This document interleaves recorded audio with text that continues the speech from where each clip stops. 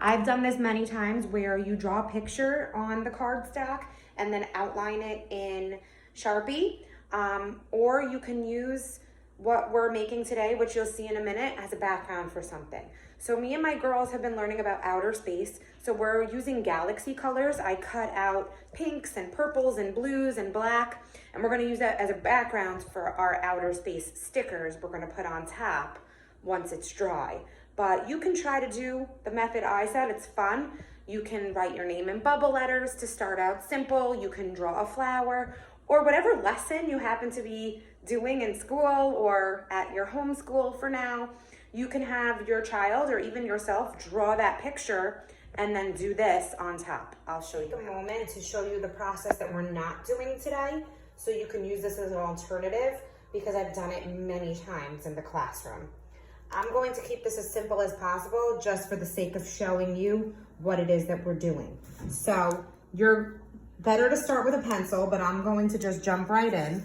So let's just say your picture, I apologize, I'm doing this with one hand, and I'm also the worst at drawing flowers. I tell my students that all the time, that we all have things that we're really good at and things that we're not good at, and I am not good at drawing flowers.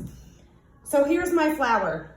Looks like my 7-year-old drew it. Probably she can do a better job than me. Okay, must do it in Sharpie, otherwise this will not work. Then what you're going to do is you're going to take your square of tissue paper and place it down. You're going to wet your paintbrush and paint gently over the square of tissue paper. You'll do this until the entire page is covered. Now I'm going to show you how we're going to do this as a background instead. It's the same process, but when you're using it as a background, you don't draw a picture first. And you're gonna paint it with the water. Because it's bleeding, no, keep it down. Because it's bleeding tissue paper, what happens is the color is going to bleed from the tissue paper. So you're gonna leave it just like that.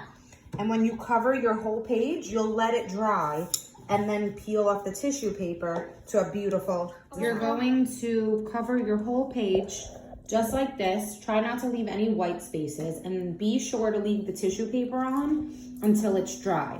Now, if you're doing the first method that I showed you, your picture won't run with the water because you used Sharpie. If you're doing the method we're going to be doing today, you don't have a picture yet.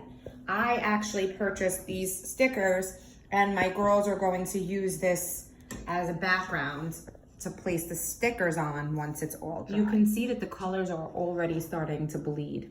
Wait for the tissue paper to dry completely, and then you can have fun peeling it off and seeing what lays behind. Now that your tissue paper is dry, you could start peeling it off, and if you look at that beautiful color blending together. And for us, it's our galaxy. If you decide to do the first process, you'll have your picture underneath. You know, product of what we did today.